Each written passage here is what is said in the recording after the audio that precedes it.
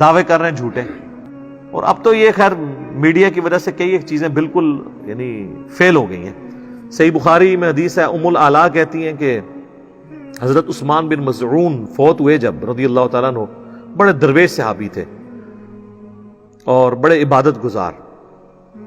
جب وہ فوت ہوئے تو نبی علیہ السلام آئے ان کی میت کے اوپر، تو میں نے کہا کہ اے عثمان اللہ کے حضور تیرے لیے جنت ہے. تو نبی علیہ السلام نے جب یہ جملہ سنا تو آپ نے ام العلا سے کہا کہ تمہیں کس نے بتا دیا کہ اس کے لیے جنت ہے؟ حالانکہ میں اللہ کا رسول ہوں لیکن مجھے نہیں پتا میرے ساتھ کیا ہونا ہے.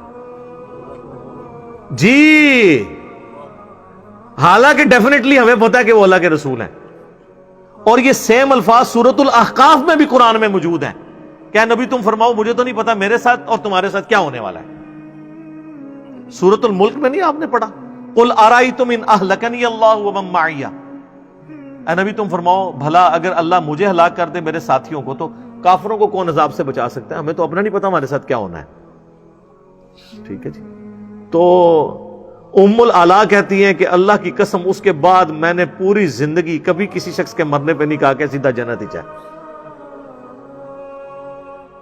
اچھا یہ ام العلا صحابیہ تھی، بتانے والا کون تھا؟ نبی علیہ السلام.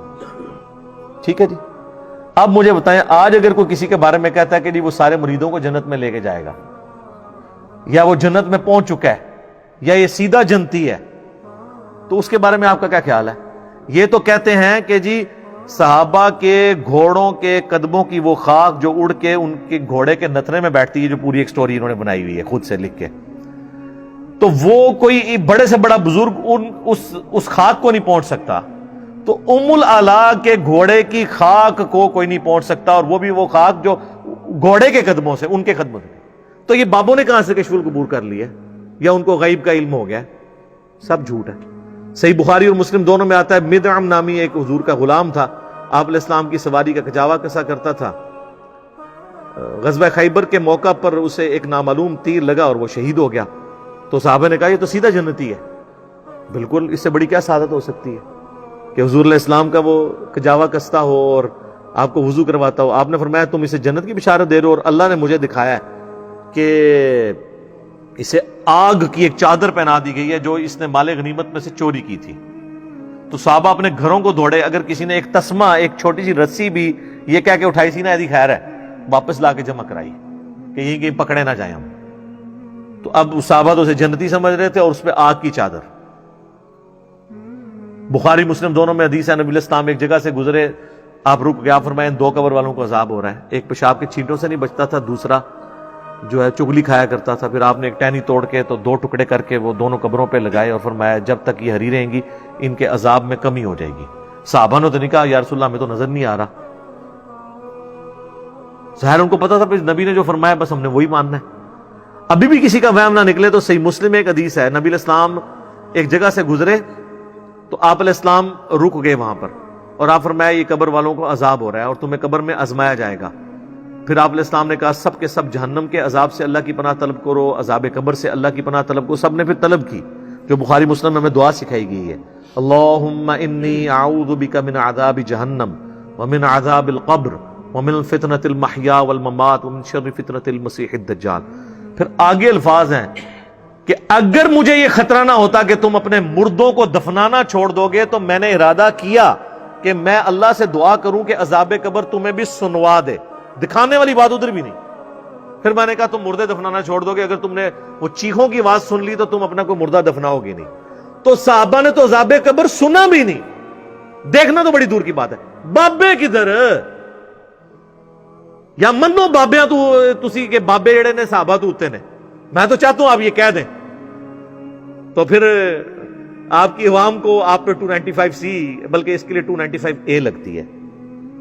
آپ پتہ نا یہ 295C جو ہے نبی الاسلام کی گستاخی کے لیے، 295A یہ ہے کہ صحابی یا کسی اہل بیت کی، ان پہ 295A لگے. پھر اس کی بھی 10 سال قید ہے. تب یہ صاف ہو جائے ان کی، یہ کہیں کہ ہمارے بابے جو ہے نا افضل ہیں صحابہ سے. صحابہ کو تو کچھ نظر نہیں آیا. اب یہ وہ ساری چیزیں جو کتابوں کے خدا نے ہمیں بتائی ہیں، یہ کتابوں کا دین ہے نا سارا. یہ کوئی میں نے اپنے بیٹھ کے تو نہیں گھڑا ہوا. تو ہم نے کمپیریزن تو کرانا ہے نا کہ بھئی جن بابوں کے بارے میں آپ کلیم کر رہے ہیں تو صحابہ کرام سے تو بڑی کوئی ہستیاں نہیں تھی، اگر ان کے لیے یہ معاملات نہیں ہیں، ٹھیک ہے، تو آپ اپنے بابوں کے لیے کیوں اتنے زیادہ کلیم کر رہے ہیں؟ پھر صحیح بخاری میں حدیث ہے، جب میت کو چارپائی پہ رکھا جاتا ہے تو وہ چیخو پکار کرتی ہے، اور جنوں اور انسانوں کے علاوہ دنیا کی ہر مخلوق اس کی چیخوں کو سنتی ہے، اور اگر انسان اور جن سنیں تو بے ہوش ہو جائیں۔ اگر وہ نیک میت ہے تو کہتی ہے مجھے لے جاؤ جلدی جلدی میری قبر کی طرف کہ جنت کا باغ بننے والی ہے، اور اگر بری میت ہے تو وہ کہتی ہے کہ مجھے کہاں لے کر جا رہے ہو۔ اور صحیح بخاری میں آتا ہے کہ جب قبر کے سوالات کے جوابات نہیں دے سکے گا نا کوئی منافق شخص، تو فرشتے اسے ایک ہتھوڑا ماریں گے، اور اس ہتھوڑے کی وجہ سے اس کی جو چیخ کی آواز ہے وہ جنوں انس کے علاوہ ہر مخلوق سنتی ہے، اگر وہ سن لیں تو بے ہوش ہو جائیں۔ تو یہ نبی علیہ السلام تو یہ سب غیب کی خبریں بتا رہے ہیں کہ یہ کوئی سن نہیں سکتا، اور پھر حضور نے کیا فرمایا کہ اگر کوئی سن لے تو بے ہوش ہو جائے۔ لہذا جو بزرگ عذاب قبر دیکھ رہے ہیں سارے بے ہوش کیوں نہیں ہوتے؟ ہے نا، کیسی شے نکلی ہے، انہوں نے ہوش ہی نہیں آنی چاہیے تھی۔ ایڈا کہنا نا فلانے نو عذاب ہو رہا اسی دیکھ لیا، تو ان کو تسی اتنے ڈگے کیوں نہیں؟ کیونکہ اللہ نبی نے فرمایا سن کہ اگر جنوں انسان جو کچھ سو دیکھ لے، آپ تے صحابہ نے فارج کہہ رہے کہ تسی بھی بے ہوش ہو جاؤ۔ سب کہانیاں لگائی ہوئی ہیں، موجاں لگیاں نہیں لائی رکھی بابیا، وہ جو ایک بنی ہوئی ہے نا، لگی ہیں موجاں لگی رکھن گیا، وہ اسی کو کہتے ہیں نا عقل نہ ہوئے تھے موجیں ہی موجاں، عقل ہوئے تھے سوچیں ہی سوچیں۔